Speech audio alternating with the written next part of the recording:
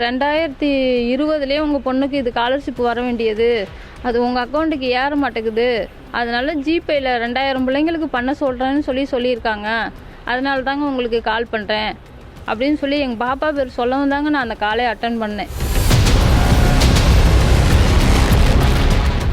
கல்வி உதவித்தொகை வழங்குவதாக ஆசை வார்த்தை கூறி ஜிபே QR கோட் ஸ்கேனர் மூலம் வங்கி சேமிப்பு கணக்கில் இருந்த 1 லட்சம் ரூபாயை இழந்த டெய்லர் பெண். என்ன நடந்தது பார்க்கலாம். ரொம்ப கஷ்டப்படுற குடும்பம். இன்னைக்கு கூட நான் மளிகை கடையில கடை வச்சுதான் வாங்கிட்டு வந்து பிள்ளைங்களுக்கு காலேஜ் சேர்க்க வேண்டிய கொஞ்சமா சேர்த்தோம்.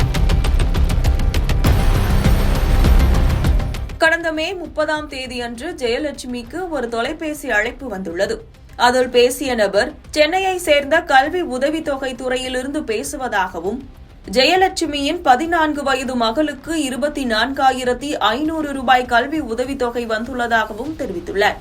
அதை வங்கி கணக்கிற்கு அனுப்ப மற்றொரு எண்ணிலிருந்து வீடியோ கால் செய்யுமாறு கேட்டுள்ளார். இதனை நம்பிய ஜெயலட்சுமி தனது மகளுடன் தனது சக ஊழியரின் வாட்ஸ்அப் எண்ணிலிருந்து வீடியோ கால் செய்துள்ளார். அழைப்பில் இருந்த நபர் தனது முகத்தை காட்டாமல் வீடியோ காலை அசைக்காமல் பார்த்துக் கொள்ள அறிவுறுத்தியுள்ளார். பின்னர் 2020ஆம் ஆண்டே மகளுக்கு கல்வி உதவித்தொகை வந்ததாகவும், அதை வங்கி கணக்குகளில் செலுத்த முடியவில்லை எனவும் கூறி கூகுள் பே மூலம் செலுத்துவதாக தெரிவித்து ஒரு QR குறியீட்டை அனுப்பியுள்ளார். கல்வி உதவித்தொகை 2000 மாணவிகளுக்கு வழங்குவதாக கூறியதால் அதனை நம்பி ஜெயலட்சுமியின் 14 வயது மகள் தனது செல்போன் மூலம் அந்த QR குறியீட்டை ஸ்கேன் செய்துள்ளார்.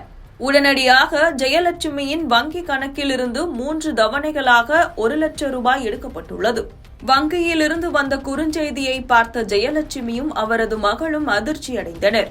மோசடி நடந்ததை அறிந்தவுடன் ஜெயலட்சுமி தனது மகளுடன் மாவட்ட காவல் கண்காணிப்பாளர் அலுவலகத்திற்கு சென்று கதறி அழுது புகார் அளித்துள்ளார். வீடியோ காலில் இருந்த மோசடிக்காரரிடம் காவல் நிலையம் வந்திருப்பதாக தெரிவித்ததும் அவர் அழைப்பை துண்டித்துள்ளார். மீண்டும் அதே எண்ணிற்கு தொடர்பு கொண்டபோது அழைப்பை ஏற்கவில்லை. இதைத் தொடர்ந்து ஜெயலட்சுமி சைபர் கிரைம் காவல் நிலையத்தில் விரிவான புகார் அளித்துள்ளார். ஜெயலட்சுமி கணவரின் மருத்துவ செலவுகளுக்காக சேமித்து வைத்திருந்த பணத்தை இழந்தது அங்கிருந்தவர்களை சோகத்தில் ஆழ்த்தியது. நாங்கள் தைக்க தாங்க போகிறோம். எனக்கு 2 பிள்ளைங்க. எங்கள் வீட்டுக்காருக்கும் உடம்பு சரியில்லை, வீட்டில் தான் இருக்காரு. அவருக்கு ட்ரீட்மெண்ட்டுக்கோசரம் தான் இந்த காசு போட்டு வச்சுருந்தோம். ஸ்காலர்ஷிப்புன்னு சொல்லவும் நாங்கள் எடுத்தோம். ஆனால் திடீர்னு சொல்லிட்டு இப்படி ஏமாற்றி என் பிள்ளைக்கும் அந்த விவரம் தெரியாமல் ஸ்கேன் பண்ணவும் காசை எடுத்துட்டாங்க. 24,500 போட்டு விட்றேங்க. இந்த மாதிரி 2020 உங்கள் பொண்ணுக்கு இது ஸ்காலர்ஷிப் வர வேண்டியது, அது உங்கள் அக்கௌண்ட்டுக்கு ஏற மாட்டேங்குது, அதனால ஜிபேயில் 2000 பிள்ளைங்களுக்கு பண்ண சொல்கிறேன்னு சொல்லியிருக்காங்க, அதனால தாங்க உங்களுக்கு கால் பண்ணுறேன் அப்படின்னு சொல்லி எங்கள் பாப்பா பேர் சொல்லவும் தாங்க நான் அந்த காலை அட்டன் பண்ணேன். இல்லை, எங்கள் 2 கலரில் என் பையன் பேர் தான் வரும், எங்கள் பாப்பா பேர்லாம் வராது. ஆனால் எப்படி தெரிஞ்சு இதை சொன்னாங்கங்கிறது எனக்கு தெரியலங்க. நான் வீட்டில் இருந்தேன். அம்மா ஃபோன் பண்ணி வர சொன்னாங்க. போனேன். இந்த மாதிரி ஸ்காலர்ஷிப் வருதுன்னு சொன்னாங்க. அம்மா சொன்னதே நான் ஃபோன் பண்ணி பார்த்தேன். வீடியோ காலில் வச்சு பேசிகிட்டு இருந்தாங்க. அதுக்கப்புறம் தான் என்னென்னு கேட்டேன். எல்லா குழந்தைங்களுக்கும் ஸ்காலர்ஷிப் வருது, அதனால் உங்களுக்கு ஸ்காலர்ஷிப்னு சொன்னாங்க. ஒரு மணி நேரம் நானும் ஃபோனை இப்படி வச்சுருந்தேன்.